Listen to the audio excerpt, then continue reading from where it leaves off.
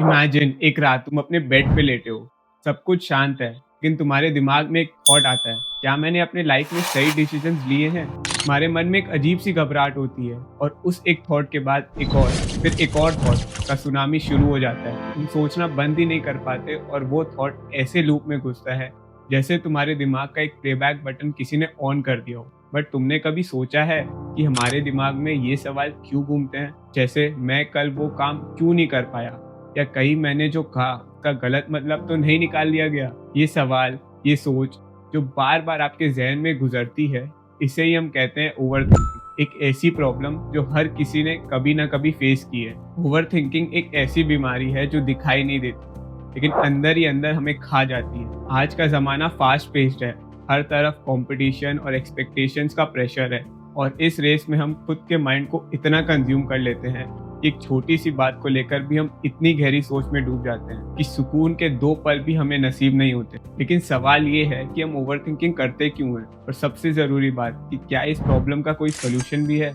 हम सब की लाइफ में एक फेज आता है जब हम एक ही बात को बार बार सोचते रहते हैं, जैसे हमारी लाइफ उसी एक थॉट के आसपास रिवॉल्व कर रही हो। अगर आप सोच रहे हो कि ये सिर्फ आपके साथ होता है, तो लेट मी टेल यू, ये सबके साथ होता है।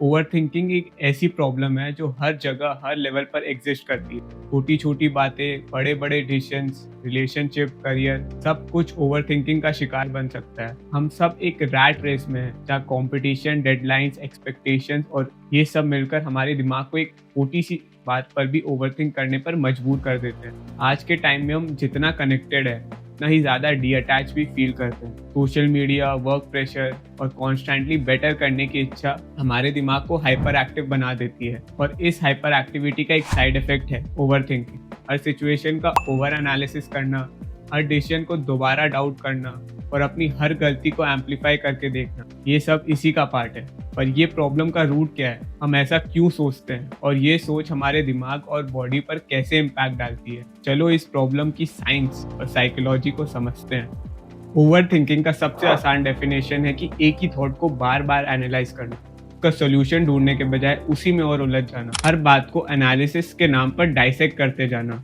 हर छोटी सी डिटेल पर फोकस करना और बार बार हाइपोथेटिकल सिचुएशंस के बारे में सोचना, ये ओवर थिंकिंग के सिम्टम्स है। इमेजिन करो, तुम्हारे बॉस ने तुमसे कैजुअली एक प्रोजेक्ट के बारे में पूछा, तुमने जवाब दिया, पर अब तुम सोच रहे हो, क्या मैंने सही बोला है? क्या वो नाराज लग रहे थे? फिर तुम सिनेरियोज इमेजिन करते हो, जैसे अगर गलती हो गई तो क्या होगा, क्या मेरी प्रमोशन कैंसिल हो जाएगी? ये थॉट्स एक साइकिल की तरह रिपीट होते हैं, पर एंड कभी नहीं होते। ओवर थिंकिंग का प्रॉब्लम भी यही है कि एक छोटी सी बात को बड़ा प्रॉब्लम बना देती है। आप एक गलती करते हैं, उस गलती के कॉन्सिक्वेंसेस के बारे में सोचते हैं, फिर कॉन्सिक्वेंसेस के बारे में जो सोचते हैं उसका इम्पैक्ट आपके अगले एक्शंस पर पड़ता है। ये एक नेगेटिव फीडबैक लूप बन जाती है जिसमें आप फंस के रह जाते हैं। साइंटिफिक लेवल पर देखें तो हमारे दिमाग के 2 पार्ट्स इसमें मेजर रोल प्ले करते हैं, दैट इज प्रीफ्रंटल कॉर्टेक्स और एमिगडाला। साइंस कहता है कि जब हम ओवरथिंक करते हैं, हमारे ब्रेन का प्रीफ्रंटल कॉर्टेक्स, जो प्लानिंग और डिसीजन मेकिंग के लिए रिस्पॉन्सिबल होता है, वो ज़्यादा एक्टिव हो जाता है। इस ओवर एक्टिविटी की वजह से हम सिर्फ थॉट्स में उलझ जाते हैं, एक्शंस लेने का कॉन्फिडेंस खत्म होने लगता है।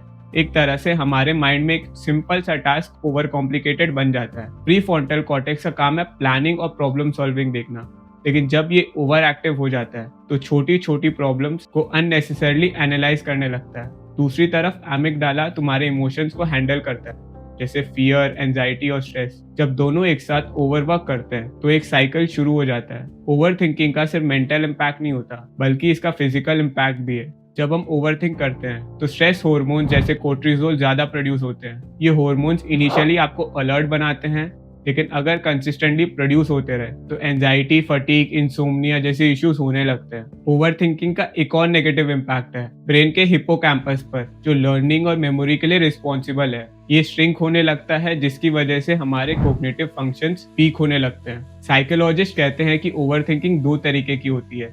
सबसे पहली है रूमिनेशन, जो पास्ट को लेकर ऑब्सेस करने से होती है, और दूसरा है वरिंग, जो फ्यूचर के बारे में परेशान रहने से होती है। दोनों प्रेजेंट मोमेंट को छीन लेते हैं और आपको थका देते हैं बिना किसी सोल्यूशन के। प्लानिंग और प्रॉब्लम सॉल्विंग भी जरूरी है, लेकिन जब थॉट्स एक मेंटल टग ऑफ वॉर बन जाए, तभी ओवरथिंकिंग एक प्रॉब्लम बनती है। ये बिल्कुल ऐसा है जैसे कार का एक्सीलरेटर दबा के रखना और ब्रेक्स भी ऑन रखना, जिससे फ्यूल बर्न होता है लेकिन कार आगे ही नहीं बढ़ती। अब सवाल ये उठता है कि हम ओवरथिंक करते क्यों हैं। सबसे पहला रीजन है एवोल्यूशन। थाउजेंड्स ऑफ इयर्स पहले हमारे एंसेस्टर्स के लिए ओवरथिंकिंग एक सर्वाइवल मैकेनिज्म था। जंगल में हर सिचुएशन का एनालिसिस करना जरूरी था, जैसे कि क्या ये आवाज एक शिकार की है या फिर शिकारी की।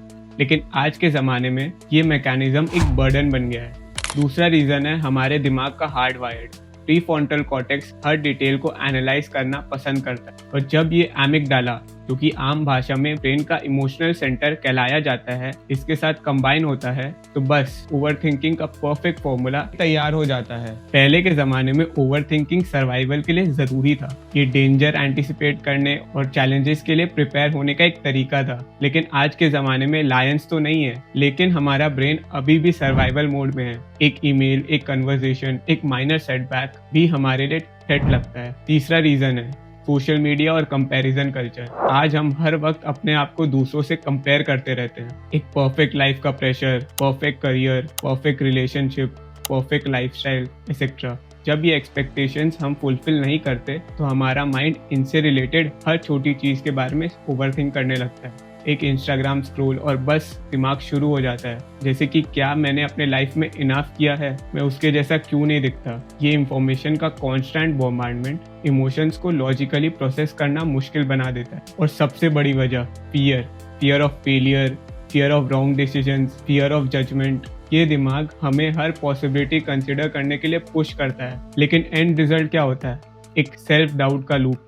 हमारे माइंड को लगता है कि अगर हम हर एंगल से प्रॉब्लम को देख लेंगे तो हम गलती करने से बच जाएंगे। बट सच तो ये है कि ज़्यादा सोचने से गलती करने के चांसेस और ज़्यादा बढ़ते हैं, क्योंकि हम एक्शंस लेने में डिले करते हैं। एक और रीज़न है डिज़ायर ऑफ कंट्रोल। हम चाहते हैं कि हमारा लाइफ का हर एस्पेक्ट प्रेडिक्टेबल हो, पर जब ऐसा नहीं होता तो हम सिनेरियोज इमेजिन करते रहते हैं।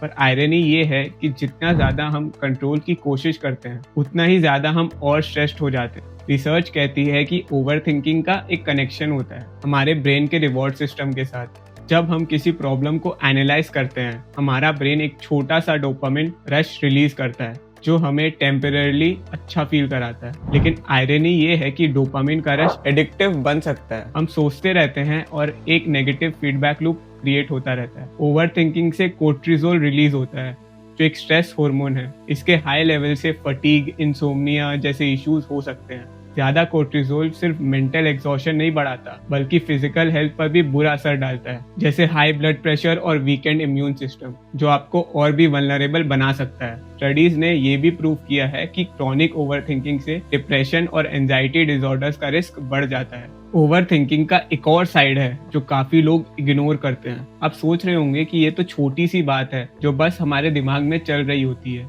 इससे क्या फर्क पड़ता होगा। लेकिन ये छोटी सी सोच अगर आपने कंट्रोल ना की तो ये बड़े हेल्थ प्रॉब्लम्स का कारण बन सकती है। एक स्टडी थी जो हार्वर्ड मेडिकल स्कूल के रिसर्चर्स ने की थी। उन्होंने 60s और 70s में मरने वाले लोगों का ब्रेन टिश्यू को 100 साल या उससे ज्यादा जीने वाले लोगों के टिश्यूज के साथ कंपेयर किया। उन्होंने जो पाया वो काफी शॉकिंग था। उन लोगों में जो कम उम्र में मर गए थे, उनके दिमाग में एक इम्पॉर्टेंट प्रोटीन की कमी थी, जिसे RE1 साइलेंसिंग ट्रांसक्रिप्शन यानी इन शॉर्ट रेस्ट कहा जाता है। ये रेस्ट प्रोटीन एक तरह से दिमाग को शांति देने का काम करता है। जैसे हम कुछ सोच रहे होते हैं और उस सोच से हम खुद को स्ट्रेस में डाल लेते हैं, ये प्रोटीन उस ओवर एक्टिविटी को कंट्रोल करता है। अगर आपके दिमाग में रेस्ट का लेवल ज़्यादा हो तो आपको ओवरथिंकिंग से बचने में मदद मिलती है, और उन लोगों में उसी चीज़ की कमी थी। ओवरथिंकिंग का इम्पैक्ट हर एस्पेक्ट में दिखाई देता है, चाहे वो पर्सनल लाइफ हो, प्रोफेशनल लाइफ हो या मेंटल हेल्थ। सबसे पहला इम्पैक्ट है एनालिसिस पैरालिसिस का। जब तुम एक डिसीजन को लेके ओवरथिंक करते हो तो एक पॉइंट के बाद तुम कुछ नहीं कर पाते। तुम्हारे ऑप्शंस क्लियर होने के बजाय और ज्यादा कंफ्यूजिंग लगने लगते हैं। ये तुम्हारे प्रोडक्टिविटी को डायरेक्टली इम्पैक्ट करता है। ओवरथिंकिंग की वजह से प्रोक्रेस्टिनेशन भी होता है, क्योंकि जब आप हर डिसीजन को ज्यादा एनालाइज करते हो तो काम स्टार्ट करने का मन नहीं करता। आप सोचते हो थोड़ा टाइम और लगा लो और बेस्ट पॉसिबल डिसीजन ले लो, पर ये साइकिल चलती रहती है और आप टाइम वेस्ट करते जाते हो। ओवरथिंकिंग का एक और इम्पैक्ट है रिलेशनशिप्स पर। तुम इतना ज्यादा अजम्पशंस और डाउट में उलझ जाते हो कि तुम अपने लव्ड वन के साथ प्रेजेंट मोमेंट एंजॉय ही नहीं कर पाते, हर बात का ओवर एनालिसिस और मिसअंडरस्टैंडिंग क्रिएट करते हो। ओवर थिंकिंग का सबसे बड़ा इफेक्ट ये होता है कि ये हमारे मेंटल और इमोशनल हेल्थ को बहुत थका देता है। मान लो एक दिन आप अपने दोस्त के साथ बात कर रहे हो और वो आपको कुछ बात कह के चला जाता है। आप उस बात को बार बार दिमाग में डालते हो, उसने ये क्यों बोला, क्या उसका मूड ठीक था, क्या मैंने कुछ गलत बोला था। ये थॉट्स इतनी बार रिपीट होती है कि आप उसी में फंसे रहते हो और बाकी सब काम बहुत मुश्किल लगने लगता है। धीरे धीरे ये छोटी सी बात आपके लिए एक बड़ा इमोशनल बर्डन बन जाती है। आप सोच रहे होते हो कि क्या आपकी रिलेशनशिप में कुछ प्रॉब्लम है या फिर आपने कुछ गलत डिसीजन लिया है। ये सब ओवरथिंकिंग का रिजल्ट है। आपकी दिमाग की थकान आपको फिजिकली फील होती है, जैसे आपके पास एनर्जी ही नहीं बची हो। कई बार ये ओवरथिंकिंग इतनी इंटेंस हो जाती है कि आपको एंजाइटी फील होने लगती है या आपको लगता है कि आप स्ट्रेस में हो। इसका एक सीधा इम्पैक्ट आपकी इमोशनल हेल्थ पर पड़ता है। आपने कभी ऐसा फील किया है कि आप इतना सोच रहे हो या आपको सर में दर्द होने लग रहा है? ये सब ओवरथिंकिंग के फिजिकल सिम्टम्स है। ओवरथिंकिंग की वजह से स्ट्रेस बढ़ता है और स्ट्रेस का डायरेक्ट कनेक्शन हमारे बॉडी के हेल्थ के साथ होता है। जब हम ज़्यादा सोचते हैं तो हमारा बॉडी में स्ट्रेस हार्मोन जैसे कॉर्टिसोल बढ़ते जाता है। इसका इफेक्ट हमारे डाइजेस्टिव सिस्टम, स्लीप साइकिल और इवन ब्लड प्रेशर पर भी पड़ता है। इन शॉर्ट, ओवरथिंकिंग एक ऐसा साइकिल में हमें डाल देता है जो आपके फिजिकल हेल्थ और मेंटल हेल्थ को डैमेज कर सकती है। ये दिखाई नहीं देता, लेकिन अंदर ही आपको छुप छुप कर मार रहा होता है। अब जब हमें इतना सब पता है तो इसका सोल्यूशन क्या है? तो बात ऐसी है कि ओवरथिंकिंग एक हैबिट है जो बदली जा सकती है। चलो स्टेप बाय स्टेप समझते हैं कैसे। सबसे पहले ओवरथिंकिंग को टैकल करने के लिए आपको अपने थॉट्स को समझना जरूरी है। जब आप हर बात को इतना ज़्यादा सोचने लगते हो तब आप अपने दिमाग को अननेसेसरी टेंशन देने लगते हो। ओवरथिंकिंग को हैंडल करने का पहला स्टेप ये है कि आप अपने थॉट्स को आइडेंटिफाई करें। जब भी आपको लगने लगे कि आप कुछ ज़्यादा सोच रहे हो तो उस मोमेंट में अपने दिमाग को पॉज दे के सोचिए, क्या ये थॉट मुझे हेल्प कर रहा है? क्या इस थॉट से मेरे लिए कोई फायदा है? अपने थॉट को नाम दो, ये फियर है या फिर ये रिग्रेट है, एसेट्रा एसेट्रा। ये प्रैक्टिस आपके माइंड को कंट्रोल करता है। दूसरा स्टेप है माइंडफुलनेस। मेडिटेशन और डीप ब्रीदिंग एक्सरसाइजेस ओवरथिंक के लिए एक नेचुरल एंटीडोट है। ये टेक्निक्स आपके ब्रेन को प्रेजेंट मोमेंट में रहने के लिए ट्रेन करती है। माइंडफुलनेस का मतलब है प्रेजेंट मोमेंट में रहना। माइंडफुलनेस एक ऐसी टेक्निक है जिसमें आप अपने दिमाग को पूरी तरह से प्रेजेंट मोमेंट में लाते हो। तो आप जो हो रहा होता है उसे पूरा एक्सपीरियंस करते हो, ना कि पास्ट या प्रेजेंट के बारे में ओवरथिंक करते हो। अगर आप अपने ओवरथिंकिंग को कंट्रोल करना चाहते हैं तो मेडिटेशन आपको अपने थॉट्स को काम करने का टाइम दे सकता है। जब आप मेडिटेशन करते हो तो आप अपने माइंड को ट्रेन करते हैं कि वो अननेसेसरी थॉट्स को इग्नोर करे और प्रेजेंट पर फोकस करे। मेडिटेशन साइंटिफिकली प्रूवन टेक्निक है जो आपके ब्रेन के स्ट्रक्चर को भी चेंज कर सकती है। फिजिकल एक्टिविटी भी एक टेक्निक है जिससे आप यूज कर सकते हो अगेंस्ट ओवरथिंकिंग। एक्सरसाइज तुम्हारे बॉडी के स्ट्रेस हार्मोन्स को कम करता है और फील गुड हार्मोन्स रिलीज करता है। सिर्फ 20 से 30 मिनट का डेली एक्सरसाइज हमारे माइंड के लिए मैजिक की तरह काम करेगा।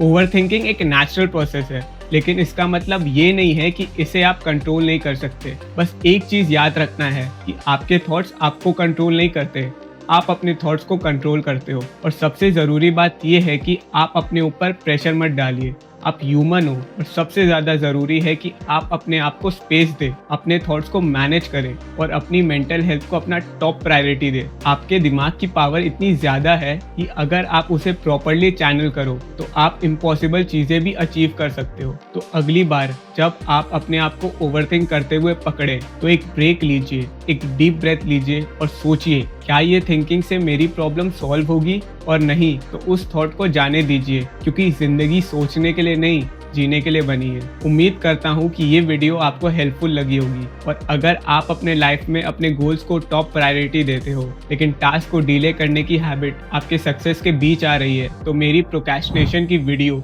या राइट हैंड साइड पे क्लिक करके चेकआउट कर सकते हैं और जान सकते हैं कि कैसे आप अपनी प्रोडक्टिविटी को बूस्ट कर सकते हैं। यहाँ तक देखने के लिए बहुत बहुत शुक्रिया।